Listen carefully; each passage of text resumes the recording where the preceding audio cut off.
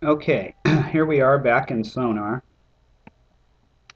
and now we're going to modify the frequency content of the original file by using the filtering capability of the equalizer built into Cakewalk over here. Um, this isn't a pure filter in that it is capable of boosting frequencies up to 18 dB, minus 18 dB, I should say. Um, and I have chosen to boost two fairly narrowly defined frequency bands, one centered at about 150 to 160 hertz, right in there where actually it's 180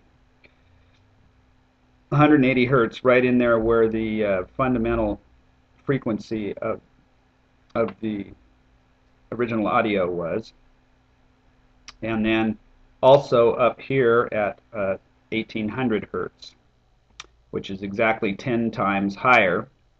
And so that should produce a, uh, a peak, approximately 2 octaves, I believe, and a major third above the fundamental. So let's see what this sounds like.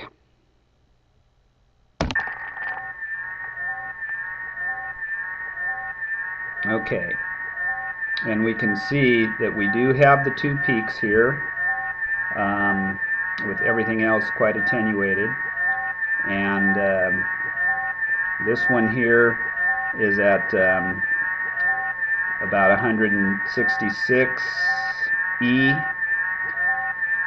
is the tone, the scale tone, and this one here is at 1.7 K. A is that scale tone. It is not quite exactly a major third above the E.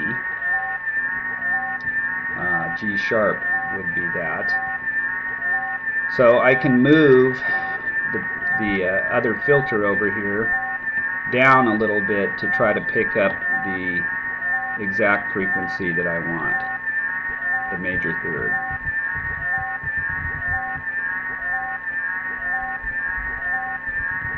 I'm moving it.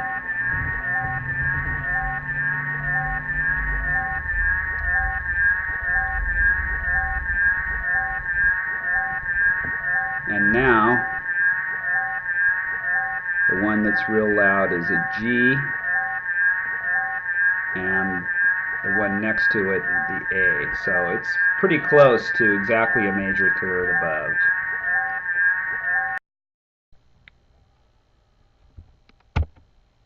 Okay, so here we are back in Sonic Visualizer again with the filtered version of the file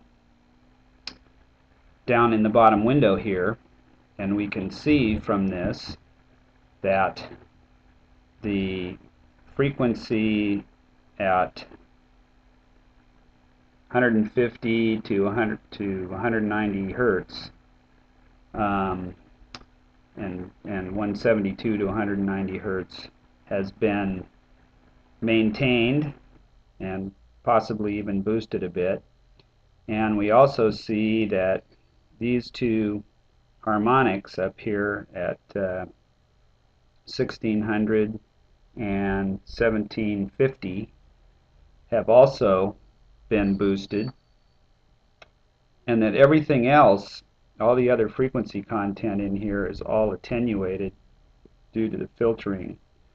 Um, Even a lot more blue in there and hardly any yellow. It's all blue and green. And so what we've done is we've essentially boosted the harmonics approximately 2 octaves plus a major third above the fundamental here, and cut out the other frequencies.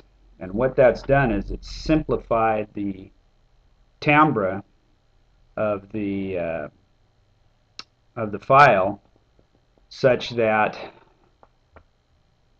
it's much less like an animal call and much more like possibly a chord being played on an instrument.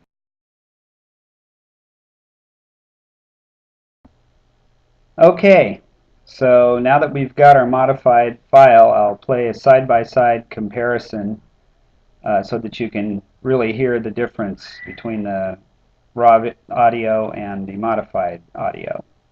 So here we go. Here's the original file,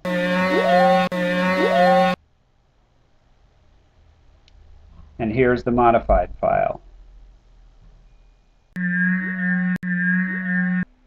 So you can see you can make a huge difference looking at the frequency content of your audio and selectively filtering it to modify the timbre. So thank you for watching. Once again, this has been Scotty Auble with a lesson on the spectral analysis process of looking at the frequency content of video and using some tools, the spectrogram and the spectrum analyzer, to fully understand the spectral content and aid you in the modification process if you decide you want to change the timbre of your audio using filters. Thanks for watching, and I look forward to your comments. They're always welcome, and we'll see you in the forums.